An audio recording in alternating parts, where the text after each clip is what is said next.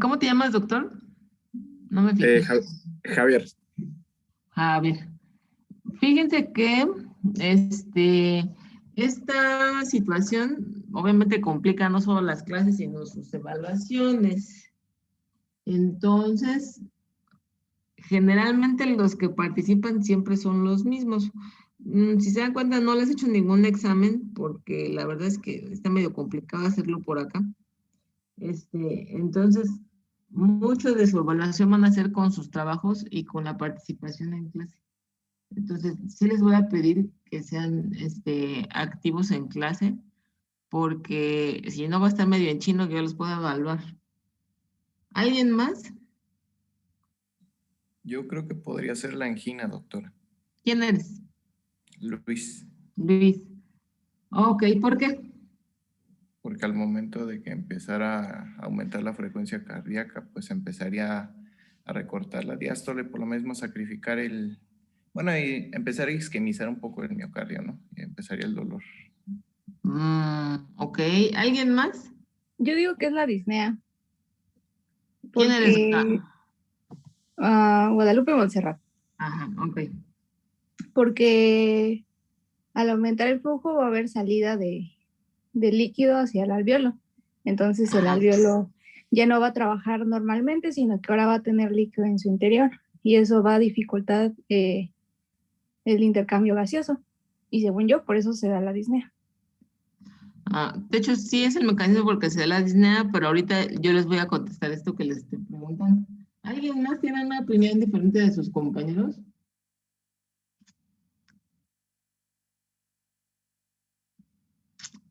Ok, entonces miren, depende un poco de la etiología, es decir, depende de qué desencadena o qué desencadenó o cuál es la causa de la estenosis aórtica. De esto depende un poco, pero en general considerando que las causas más comunes sean que esto esté calcificado, entonces uno de los primeros síntomas en orden de presentación es la angina.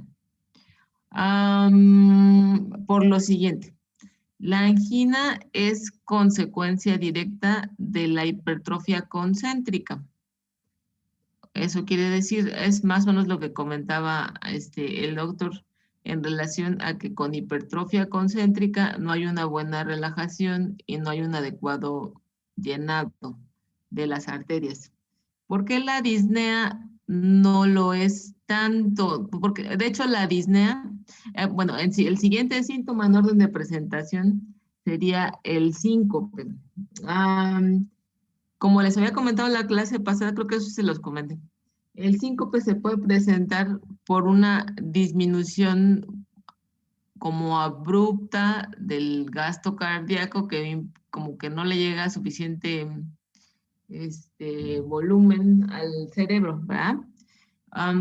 Sobre todo en condiciones en donde el paciente haga un esfuerzo o algo así, porque entonces no hay suficiente gasto cardíaco en ese momento y no le llegue suficiente sangre. El otro contexto en donde se puede prestar el síncope es que habíamos comentado que estos pacientes tenían alto riesgo de arritmias. Entonces, arritmias, no solamente la fibrilación auricular, que es una arritmia más bien tardía, sino también tiene riesgo de arritmias ventriculares. Y entonces eso obviamente puede hacer que cuando un paciente tiene una arritmia, después vamos a ver arritmias, eso déjenlo como pendiente, pero cuando un paciente tiene una arritmia importante, el gasto cardíaco puede estar sacrificado en ese momento y puede generar el síncope. Algunos textos mencionan que la disnea es de los síntomas de peor pronóstico, por lo siguiente, ok, sí es verdad que cuando hay hipertrofia concéntrica, es decir, cuando no se relaja bien, pues la presión se va hacia acá y dependiendo de la actividad física, dependiendo de dependiendo de qué tan rápido vaya el corazón, se llena menos y la presión se va más hacia atrás, eso es cierto. Pero fíjense que también les comenté que estos pacientes después de un tiempo de hipertrofia concéntrica hacen hipertrofia excéntrica, es decir, como que el corazón da de sí y se dilata al final, porque obviamente esta hipertrofia no es una hipertrofia bonita, es una hipertrofia fibrótica. Y entonces, tarde o temprano el corazón va a crecer, o sea, más bien va a dilatarse.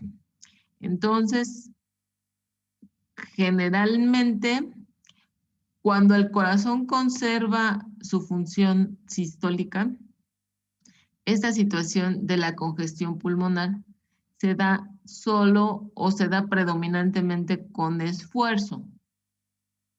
¿Sí? Porque el esfuerzo implica aumento de la frecuencia cardíaca y menor precarga, pero, o sea, menor precarga implica mayor presión hacia atrás.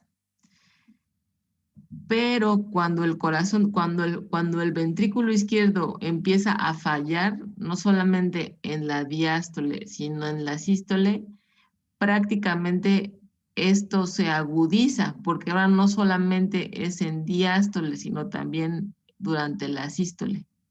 Y entonces la presión acá se incrementa.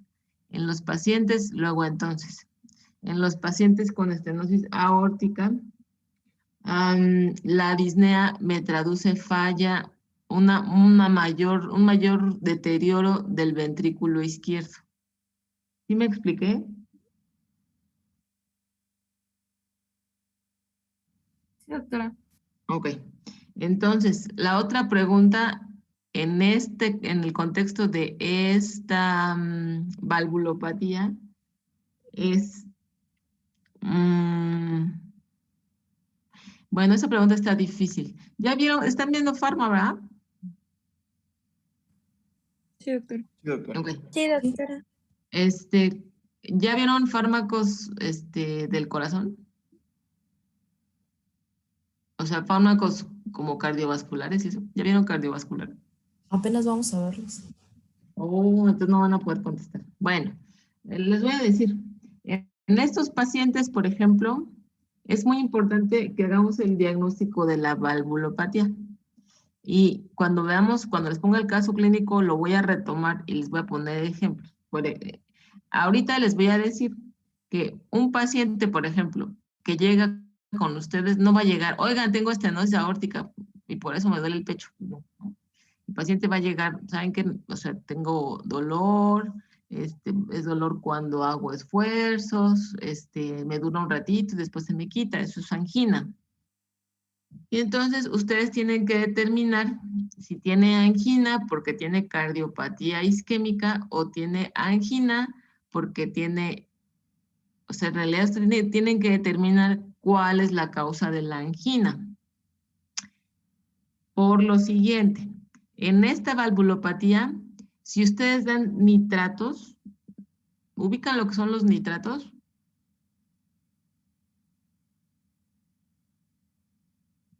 Ok, entonces los nitratos son un fármaco bastante socorrido, sobre todo por los médicos generales. Básicamente se refiere al isosorbide, por ejemplo.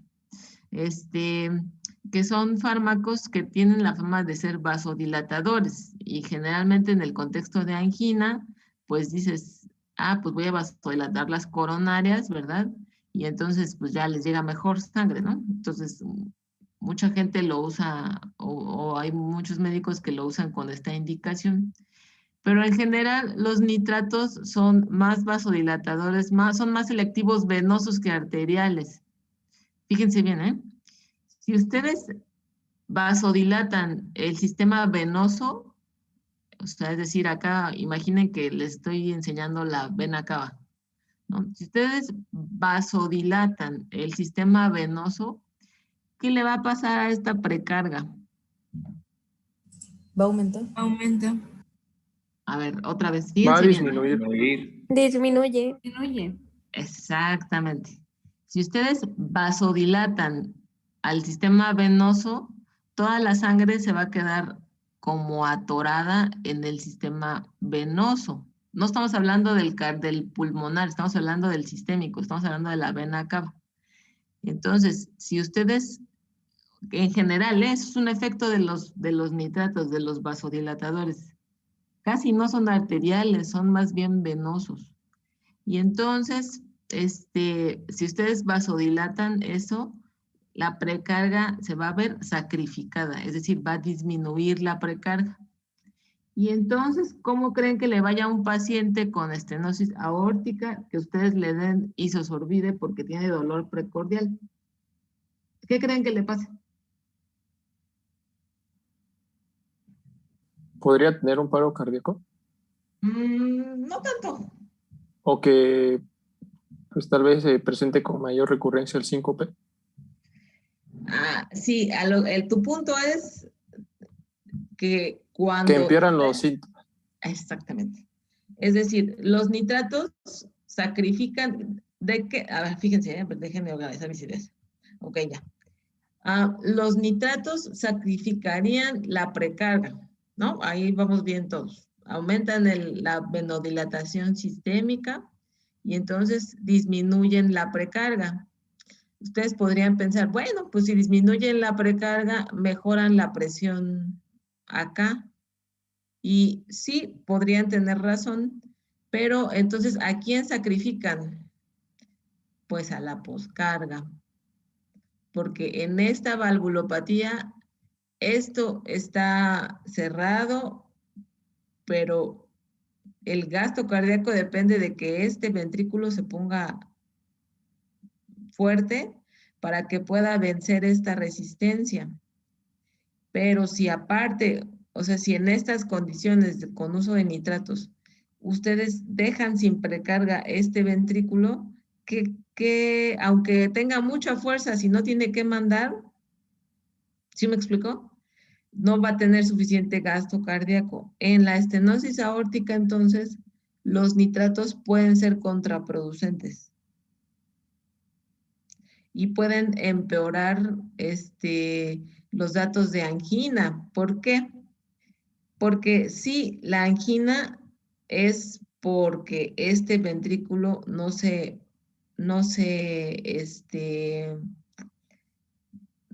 relaja y no se puede llenar bien. Pero además, si ustedes recordarán, las arterias coronarias están aquí, aquí, no sé si me explique. O sea, las arterias coronarias están ubicadas en la salida de la aorta, justo por acá. Entonces, si la presión hacia acá, o sea, si el gasto cardíaco no es óptimo y de por sí que hay una obstrucción de la salida, entonces, ¿aquí qué va a pasar con las coronarias? Pues tampoco se van a llenar porque aquí no hay para acá, pues no sé si me explique. Sí, doctora. doctora. Sí, doctora. Sí, doctora. Sí, doctora. Ok, entonces esa es otra causa del por qué estos pacientes también tienen angina y particularmente porque los nitratos van a empeorar la hemodinamia de este paciente. ¿Sí? Sí. ¿Les queda un poco más claro? Sí, doctora. Sí, Sí, doctora. doctora. Sales. Entonces, lo siguiente que vamos a ver es insuficiencia aórtica. Ok, entonces, fíjense bien que para la insuficiencia o regurgitación, van a encontrar en la literatura los dos términos y los dos son adecuados. Lo que sucede entonces es que las válvulas, si en el caso de la estenosis, las válvulas no se abrían cuando tenían que abrirse, en el caso de la insuficiencia o regurgitación, el problema es el cierre deficiente de estas valvas. Obviamente, las valvas se cierran en diástole. ¿Por qué? Porque es cuando el ventrículo izquierdo se está llenando y o sea, ya se compartimentaliza, pues el ventrículo izquierdo se cierra acá y entonces recibe la sangre de la circulación pulmonar. En el caso de la regurgitación o la insuficiencia aórtica, lo que sucede entonces es que aquí este ventrículo izquierdo va a recibir sangre de ambos lados. La sangre que normalmente tenía que recibir del atrio izquierdo. Ok.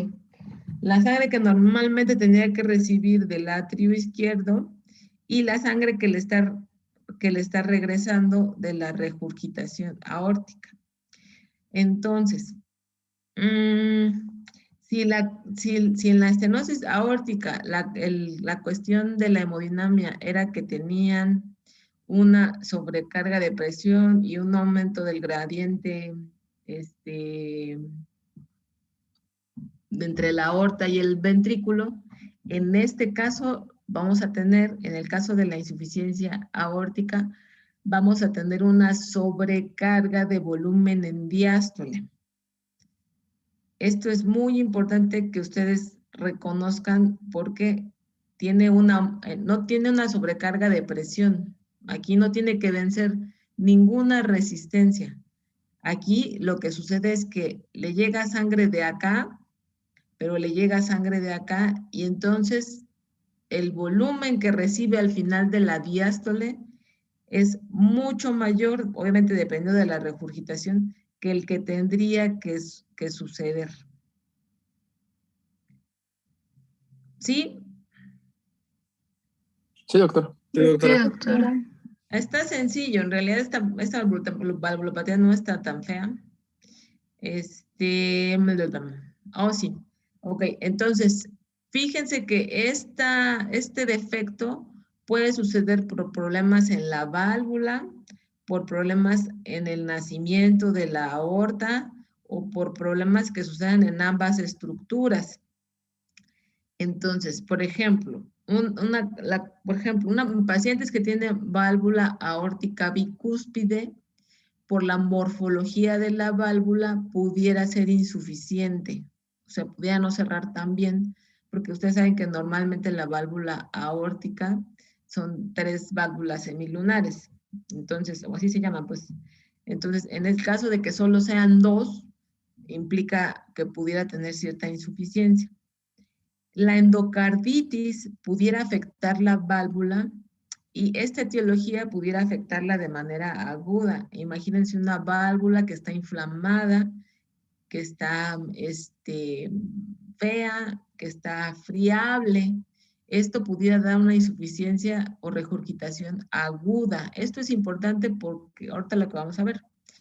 Enfermedad valvular reumática también puede dar insuficiencia o regurgitación aórtica, aunque generalmente ya habíamos comentado que afecta primordialmente, o más bien más frecuentemente a la mitral, aunque en mujeres sí puede dar esto. Es más frecuente que en mujeres se encuentren esta entidad sola. En la aorta, enfermedades de la aorta, pueden ser, por ejemplo, en enfermedades del tejido conectivo, como el síndrome de Marfan. ¿Alguien sabe qué es el síndrome de Marfan? Se presenta en individuos que tienen la complexión alta, muy larga de las extremidades, tórax excavato, me parece. Y pues tienen Okay, ajá, tienen como hiperlaxitud en general de su cuerpo. Son pacientes que tienen mucha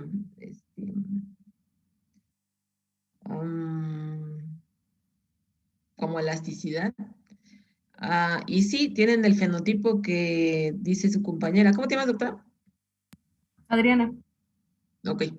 ¿Alguien que les recuerde, alguien famoso así que les recuerde el fenotipo de Marfan? Nicolo Paganini.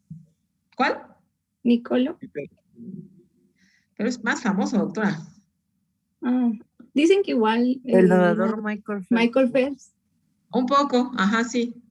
¿Quién más? Aunque ese vato como que desarrolló todo eso por su actividad. ¿Quién más se les ocurre?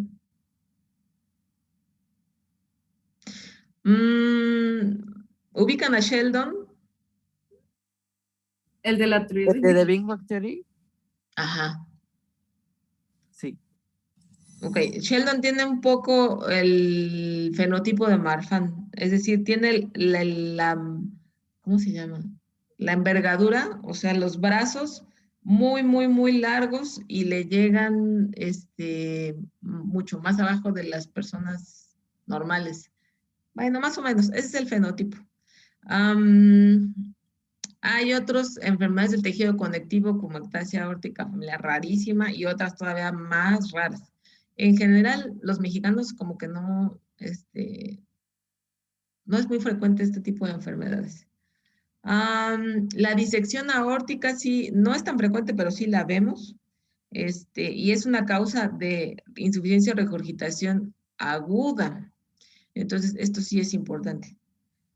Los trastornos inflamatorios, como las vasculitis autoinmunes, como la enfermedad de Takayasu y las arteritis de células gigantes, son vasculitis que inflaman, en este caso son vasculitis de vaso grande, o sea, son arteritis de la aorta.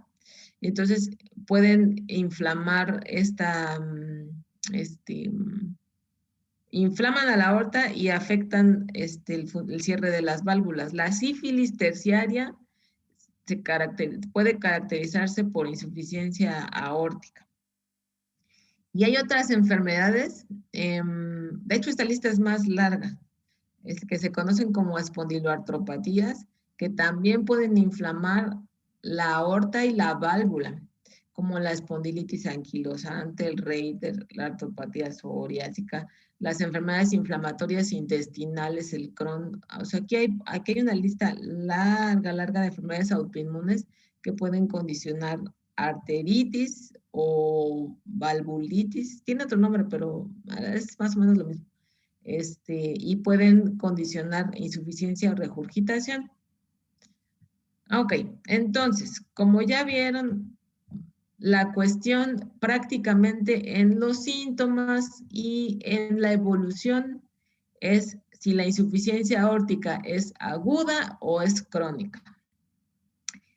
Ok, si lo comparamos con la estenosis, pues, y hacemos y decimos, no, pues es algo crónico, por ejemplo, un defecto crónico de esta válvula. Generalmente los pacientes, bueno, ya dijimos que lo que sucede es que aumenta el volumen, es una sobrecarga de volumen. Y entonces, eso ya lo habíamos visto. En una sobrecarga crónica de volumen, ¿qué tipo de hipertrofia sucede en este ventrículo? Esta imagen, les explico y ya me dicen. Esta imagen es como la que vimos en la estenosis, nomás que aquí la acostaron. ¿Sí se fijan? Es un ventrículo izquierdo. Fíjense, aquí la acostaron por la siguiente razón. En el ecocardiograma, así se ve el corazón. Bueno, no rosita ni blanquito, pues, pero así se ven las cavidades, la cavidad izquierda, y de este lado está la aorta, y y abajito está la aurícula. Por eso la pusieron así, porque así se ve.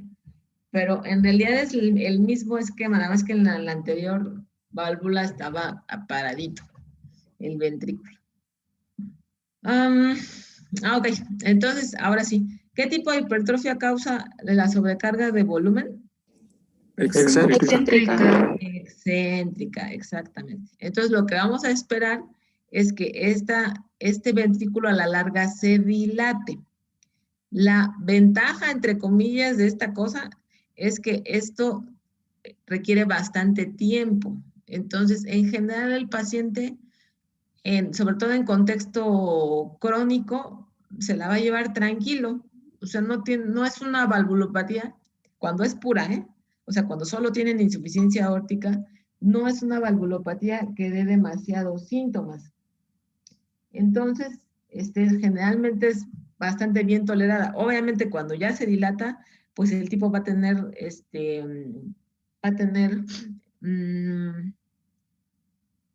disminución de la FEBI, pues, o sea, va a estar en insuficiencia cardíaca, va a estar dilatado, entonces, pues, ya va a estar jodido, pues, pero de aquí a que eso pase, o sea, de aquí a acá sí tarda en la crónica, ¿no? Fíjense bien que, bueno, aquí vemos otra vez lo normal, 120/80, la presión arterial de la aorta, la presión arterial del ventrículo es la misma porque aquí no hay estenosis aórtica, aquí pasa solito, pasa chulo en sístole. En diástole, esta presión, bueno, esta válvula se cierra en diástole.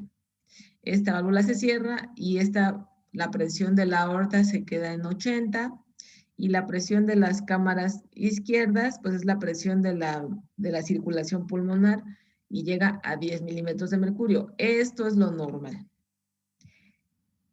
¿Qué pasa en lo crónico? Fíjense bien. La presión del pulso aumenta o la presión diferencial es lo mismo, es decir, la presión arterial aumenta, es la misma acá, que es la misma de acá, porque no hay un gradiente, eso espero que sí les haya quedado claro, pero si ustedes se fijan, la presión en diástole baja a 50. ¿Por qué creen? Por la dilatación ventricular que va a tener. Pero estamos hablando de la presión de la aorta. O sea, la presión... menor volumen. Porque tiene menor volumen. Exacto. Entonces, ¿por qué? Porque si ustedes se fijan, a la válvula ser insuficiente en diástole, acuérdense que la válvula se abre, es insuficiente o regurgita en diástole. Entonces, al regurgitar en diástole, la presión que tiene la aorta va a disminuir porque está perdiendo volumen, está perdiendo contenido. Por lo tanto, entonces, estos pacientes pueden tener presiones diastólicas más bajas y vean cómo la sistólica está más alta. ¿Por qué creen que la sistólica esté más alta que acá?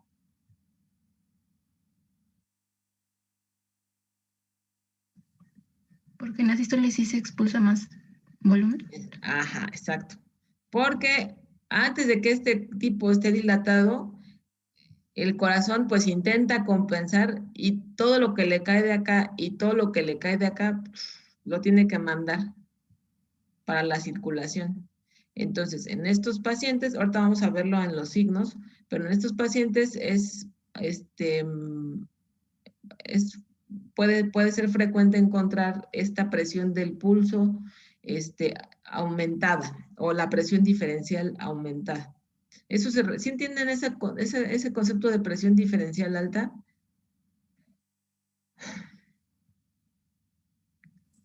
Sí, doctor. Ajá, sale. ¿Qué sucede acá? Pregunta. ¿Qué pasó? Ahorita que mencionó eso, por eso es que, bueno, decía que cuando ya es una insuficiencia aórtica crónica en el PORT, se mencionaba que se veía muy marcada la presión de pulso y tanto que incluso se mostraba en los dedos.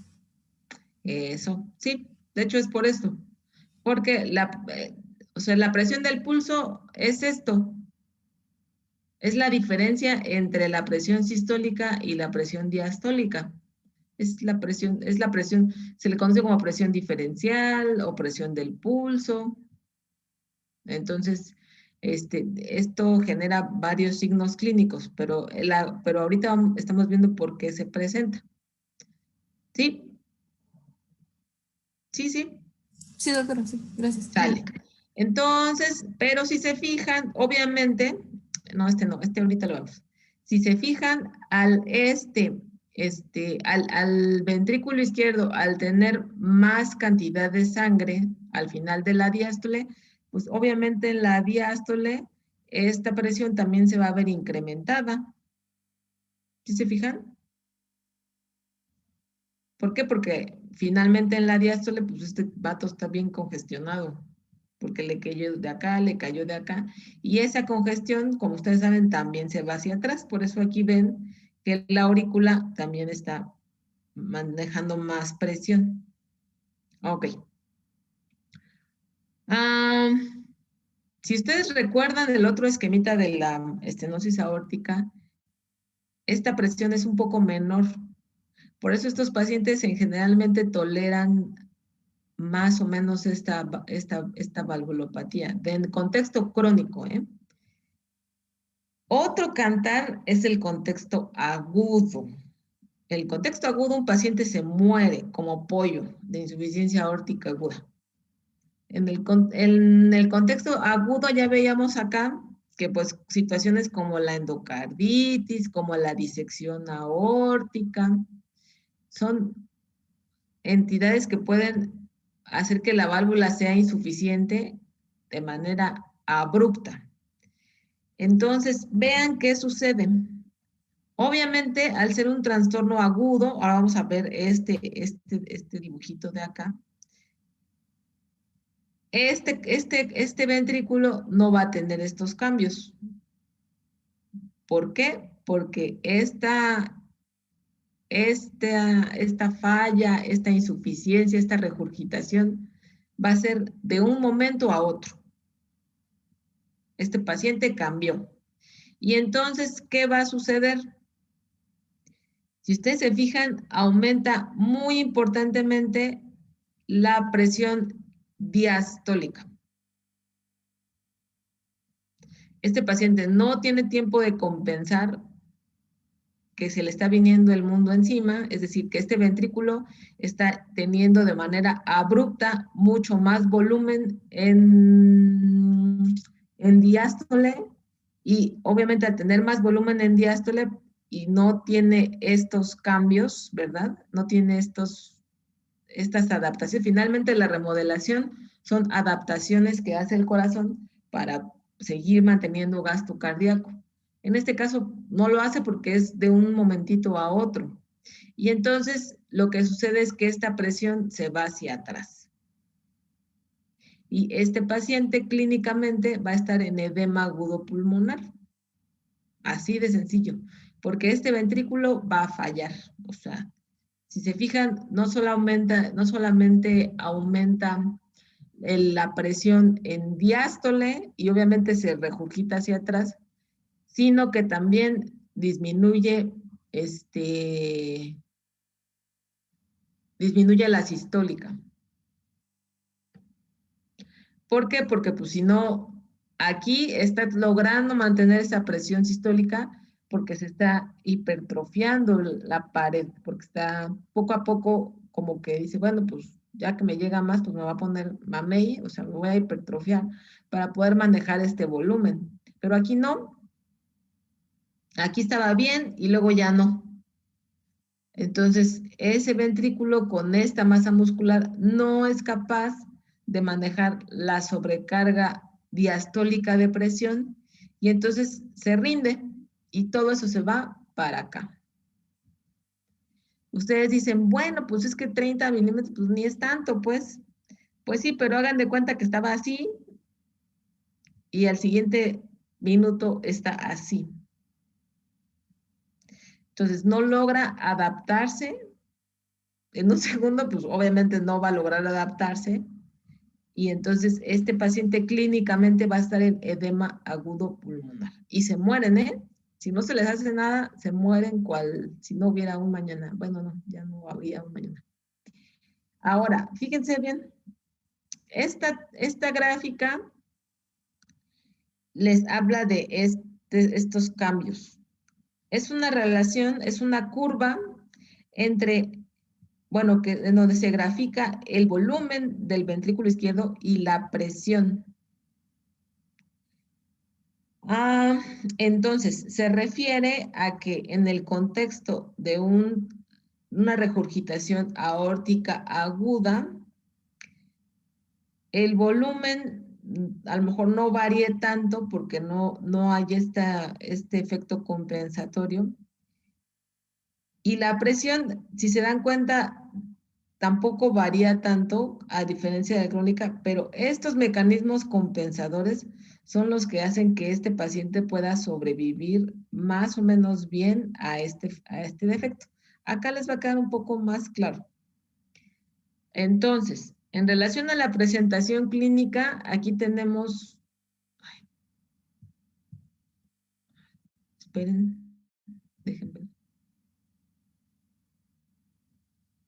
Oh, doctora, no había visto, doctora Adriana, no había visto que habías preguntado. Sí, no se preocupe, pero ya la entendí. Gracias. Sí, bueno, ok. Entonces, fíjense bien que en esta regurgitación aguda severa, como les había comentado, los datos clínicos y la presentación clínica van a afectar las dos circulaciones. Es decir, por un lado vamos a tener edema agudo pulmonar y por otro lado vamos a tener falla cardíaca refractaria. O sea, el paciente puede estar en choque cardiogénico. En el caso de la crónica, les decía yo que es bien tolerada, por lo tanto los pacientes pueden estar sintomáticos. Conforme se deteriore ese ventrículo, pues progresivamente se van a presentar síntomas y como ustedes saben, pues la disnea es uno de los más comunes. También pueden tener angina, pero en este caso es un poco más común la disnea. La frecuencia cardíaca, estos pacientes obviamente al estar en falla cardíaca aguda, estos pacientes están en falla cardíaca aguda, pues la frecuencia cardíaca pues va a estar elevada y en estos pacientes, como es un proceso lento, la frecuencia cardíaca puede estar normal o muy levemente elevada.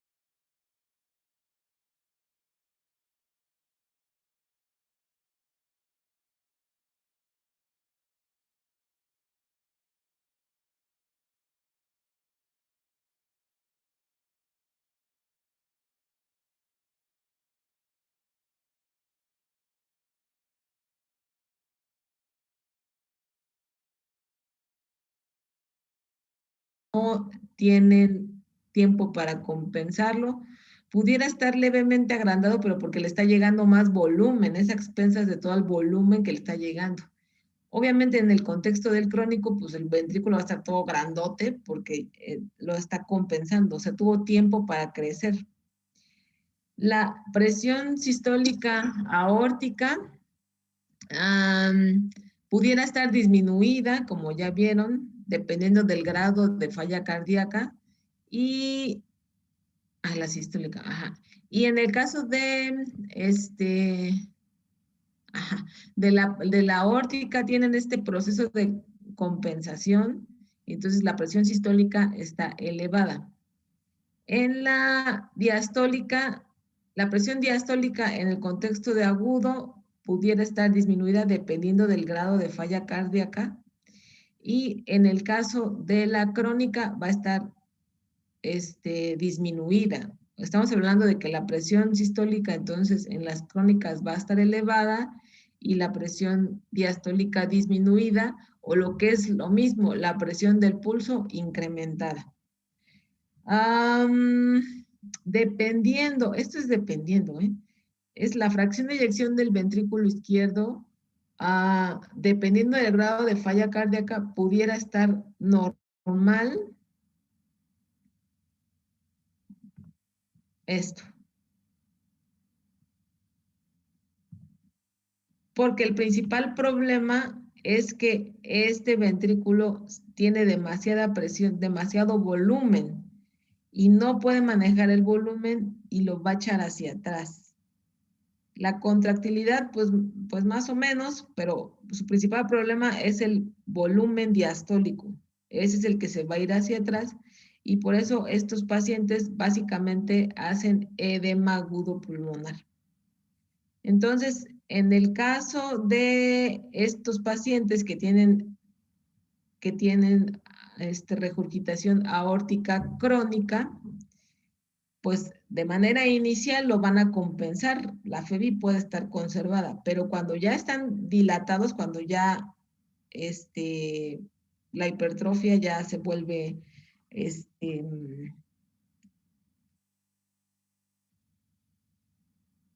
¿cómo les explico? Cuando ya la hipertrofia está excéntrica, es decir, cuando llega el diámetro diastólico a un punto crítico, acuérdense que ese tipo de hipertrofia da deterioro de la FEBI. Entonces, de manera inicial, mientras está compensado, va a estar normal, pero en etapas tardías, cuando ya esté dilatado, va a estar disminuido. La presión al final de la diástole del ventrículo, pues obviamente en el caso del contexto agudo va a estar bastante elevado y en el caso del crónico, pues sí se eleva, pero se compensa un poco más.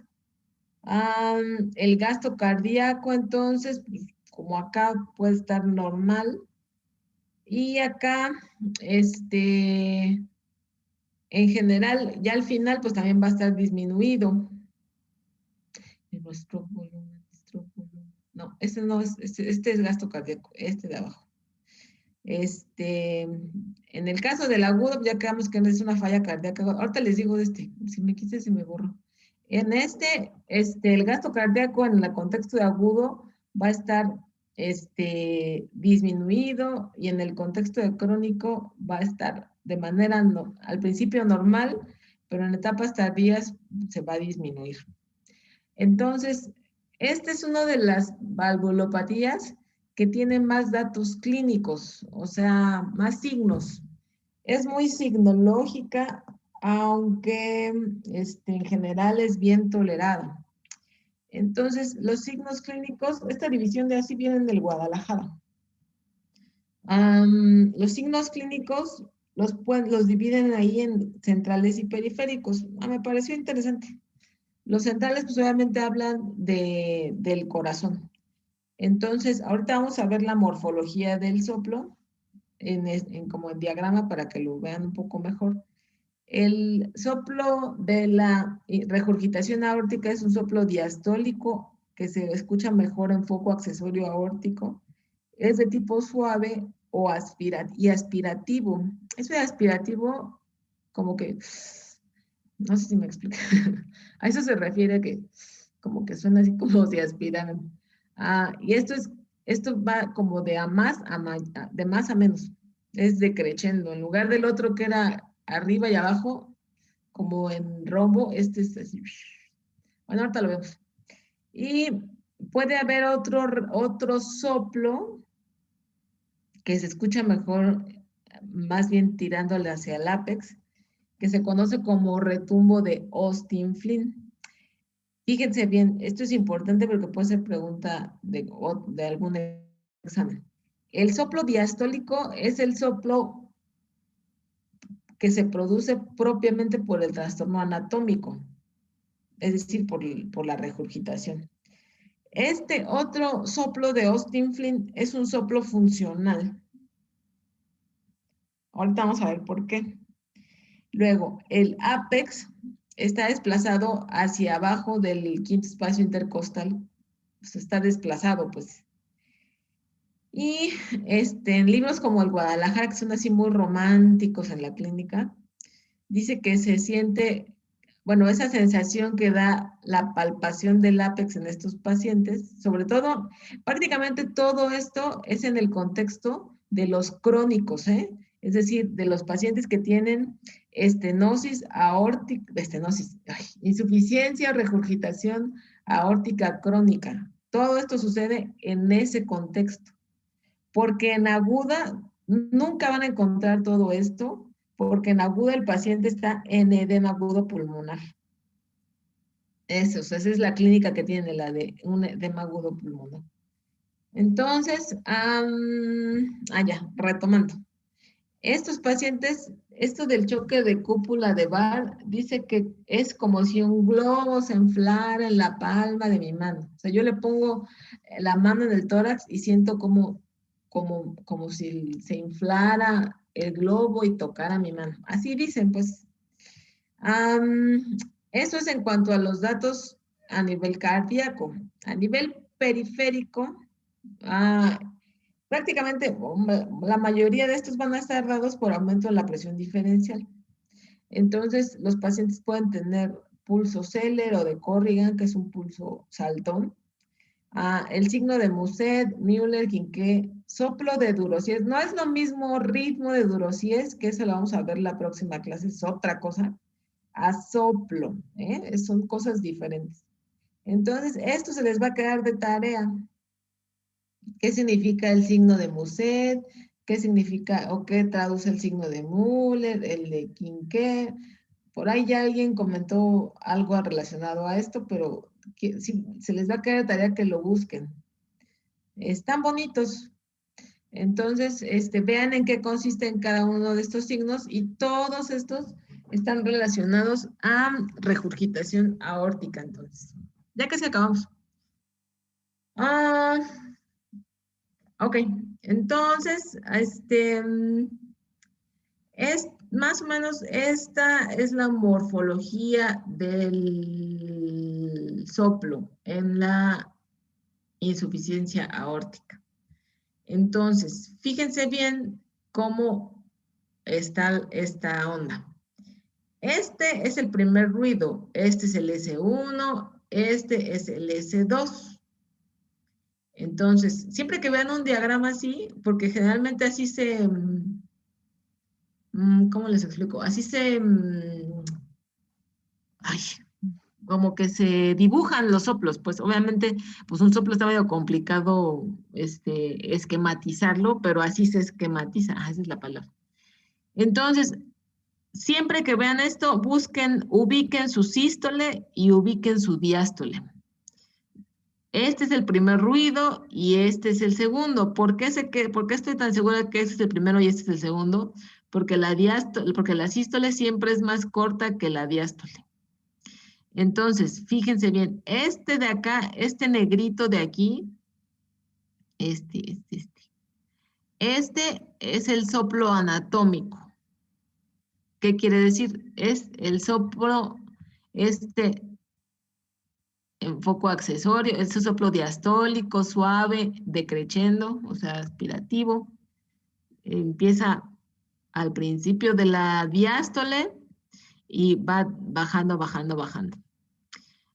Ahora, este es el soplo o el retumbo de Austin Flynn. ¿Por qué? Traten de imaginar lo que está sucediendo en las válvulas en los diferentes ciclos. Cuando se cierra la válvula aórtica y empieza la diástole, entonces empieza a salírsele a la válvula esta cantidad de sangre. Empieza. Obviamente empieza más porque este ventrículo, o más bien este ventrículo, al principio de la diástole, perdón, está vacío. Entonces, se oye más porque este volumen regurgitante va a caer a un ventrículo vacío. Entonces va cayendo, se va callando, el ruido se va apagando y entonces este retumbo, más que soplo, es retumbo. Retumbo de Austin Flynn es por todo el flujo exageradamente grande que hay en el ventrículo izquierdo. Entonces, este dice que es el retumbo de Austin Flint es un soplo mesodiastólico de baja frecuencia. Puede haber, puede que la sístole tenga otro soplo, pero este soplo es por hiperflujo. Es decir, cuando el ventrículo izquierdo se vacía, es demasiado volumen el que maneja y entonces puede generar cierta turbulencia a la salida, pero es por todo este flujo que le cayó en la diástole. No es porque propiamente haya un defecto en a la apertura de la válvula aórtica. ¿Sí me expliqué? Entonces, fíjense bien. ¿Sí me oyen, verdad? Sí, doctora. Ok. Sí, doctora. Entonces, este soplo se oye mejor en el foco de ERB o el que se conoce como foco accesorio. Este soplo se irradia puede irradiarse como a la zona paraesternal derecha, se va hacia acá pues, y se puede ir también hacia el ápex. Tiene esas irradiaciones, ese soplo. Entonces, miren, esto es ajá, esta es la esquematización de los diferentes soplos o los diferentes escenarios clínicos, ¿verdad? Que puede tener una insuficiencia aórtica. Aquí ven el R1, el R2, el R1, entonces ubico. Siempre que vean esto, primero ubiquen dónde está su sístole y dónde está su diástole. Esto es la ejemplificación normal de los ruidos cardíacos. El R1, la sístole limpia, el R2, la diástole limpia, otra vez tuc, tuc, tuc, tuc, así más o menos. Ok, el de abajo es una insuficiencia aórtica leve. El soplo siempre está pegado al segundo ruido. O sea, en cuanto se cierra la válvula aórtica, empieza el soplo. En este caso, la duración del soplo sí implica la severidad de la insuficiencia.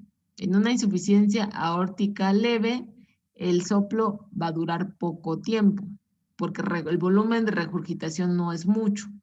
En la moderada, el soplo puede abarcar hasta la mitad de la diástole, o bueno, puede abarcar más de la diástole.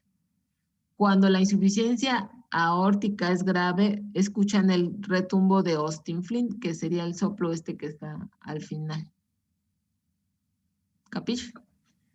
Si ustedes ven, por ejemplo, aquí también está ejemplificado cómo sería el soplo en una insuficiencia aórtica aguda. Y entonces, ¿aquí qué tienen que ver? Ven al R1, ven al S1, pues, que sería el sonido 1, el sonido 2. Aquí le ponen R, pues ruido 1, ruido 2. Está un soplo diastólico, pero se escucha un R3, un S3 y un S4. Es decir, el paciente está en ritmo de galope, porque está en falla cardíaca aguda. Entonces, sí, hay un soplo, pero lo más característico es la presencia de este S3 y del S4. Generalmente el S3 y el S4 implican les traducen clínicamente que el paciente está en falla cardíaca descompensada o aguda. Creo que ya acabamos. Ajá. Entonces, pues no es tanto rollo. Radiográficamente, el paciente también puede tener cardiomegalia, pues porque el ventrículo está grande. Mientras más crónico, mientras más sea la insuficiencia, bueno, en realidad aquí sí varía según la presentación aguda o crónica, ¿eh? Esto de la cardiomegalia, acuérdense que es en crónica, porque en aguda el paciente radiográficamente va a estar, pero en edema agudo pulmonar, o sea, aquí va a estar así todo, o con ocupación alveolar bilateral, el corazón tal vez no muy grande, pero en edema agudo pulmonar. ¿Sí me expliqué con ustedes? Sí, doctora. Sí, doctora. Entonces, esta fue la estenosis, la insuficiencia aórtica. ¿De acuerdo? La siguiente es que pasemos a la válvula mitral.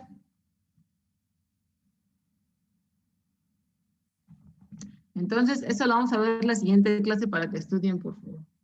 Estenosis, doctora. Estenosis. Porfas. Doctora, Vale. ¿podría regresar a la imagen donde estaba la comparación de la crónica con la aguda? Ajá. Es que me entró una duda. Aquí, cuando mencionaba lo de la fracción ventricular de eyección, bueno, a lo mejor me perdí tantito. ¿Por qué la crónica está disminuida? ¿Qué tipo de hipertrofia ventricular hacen los pacientes? Aquí, ¿te refieres a la fracción de eyección, va? Eso, bueno. ¿Qué tipo de hipertrofia hace un paciente que tiene sobrecarga de volumen? Excéntrica. Excéntrica. Entonces, de manera inicial, esa hipertrofia o esa remodelación quedamos que iba a compensar, ¿no? Pues se está provocando por la regurgitación. Pero acuérdense que en el contexto de una hipertrofia excéntrica, hemodinámicamente lo que está sucediendo es que ese paciente ese ventrículo o esa cavidad se está dilatando. Entonces, en ese contexto, habíamos platicado en la clase de insuficiencia cardíaca que esos pacientes con hipertrofia excéntrica, es decir, con dilatación de la cavidad, van a tener disfunción sistólica. Por lo tanto, van a tener disminución de la fracción de eyección. ¿Sí? O sea que como digamos que hay mucho volumen, tienen una dificultad para eyectarlo, entonces eyectan menos. Acuérdense que ya cuando el volumen está muy aumentado a nivel de la cavidad, entonces ahí se meten con la ley de Frank-Starling, en donde cuando el diámetro o el radio de la cavidad está demasiado dilatado, ya no se puede contraer bien. Eso es lo que sucede en pacientes con hipertrofia excéntrica. Los de hipertrofia concéntrica no se relajan, es decir, tienen disfunción diastólica, y los de hipertrofia excéntrica, es decir, que están dilatados, tienen más bien disfunción sistólica. Sobre todo cuando pues están súper dilatados, que eso generalmente es al final cuando crecen más, pues. Por eso, de manera inicial, pues sí les alcanza para compensar, pero en estadios tardíos, pues ya se dilatan y pues ya se disminuye la fracción de eyección. ¿Sí, doctora? Sí, Doctora, yo tengo una duda. ¿Qué pasó? Entonces, tomando en cuenta el esquema que habíamos visto donde venía representado el corazón, donde dice crónico, pues sí, ese doctor, en lo crónico habíamos visto que aumentaba la presión sistólica, pero entonces esto sería como crónico pero inicial, y ya conforme se vaya haciendo más, ahora sí que vaya progresando el problema, ¿disminuiría? Sí, o sea, en etapas iniciales de esto es lo que sucede. O sea, en la evolución del tiempo, a lo mejor conforme se dé este proceso, va a suceder esto, pero ya cuando el ventrículo alcance cierta dilatación, entonces este paciente va a tener trastornos de la contractilidad, y entonces se va a deteriorar y ya puede que no alcance estas cifras. Al sacrificarse la FEBI, entonces ya no va a dar suficiente gasto cardíaco y este paciente puede empezar a disminuir la presión en lugar de aumentar, pero eso ya es en etapas súper terminales de la falla cardíaca. O sea, de esta evolución. Cuando vimos insuficiencia cardíaca, vimos en general cómo, o más bien sí, en general, cómo evolucionan los pacientes con los diferentes tipos de remodelación. En este caso estamos viendo una historia en particular. ¿Sí me explicó? Entonces, en este caso, estos pacientes, cuando solo tienen esto, la cosa se complica si tienen doble lesión o, por ejemplo, a ver, cuando ustedes escuchan que un paciente tiene doble lesión aórtica, se refiere a que tiene estenosis e insuficiencia. O cuando tiene afectación de dos válvulas, puede tener afectación de la mitral o de la válvula aórtica. También se da eso. O puede tener afección de la mitral y de la tricúspide, de la pulmonar, no sé, pues, o sea, los pacientes no leen los libros, pues luego tienen muchas cosas. Pero en este caso estamos hablando de insuficiencia aórtica, estamos hablando así como que de lo así exclusivo de esto, pues, no sé si me expliqué. Así es como lo dices, doctor. O sea, en el contexto este de crónico implica varios años, esto es lo que sucede, esto lo pueden tolerar un buen tiempo, pero a la larga, al final, en la historia natural de la enfermedad, esto se va a dilatar y el gasto cardíaco se va a ver disminuido. ¿Sale? Sí, doctora, gracias. Ok, ¿alguna otra pregunta?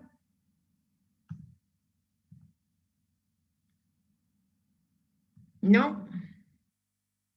Ok, entonces nos vemos en la siguiente clase con mitral, porfas. Que tengan bonito día. Gracias, doctora. Nos vemos. Gracias, doctora, nos vemos. Gracias, doctora. Gracias, doctora. Hasta luego.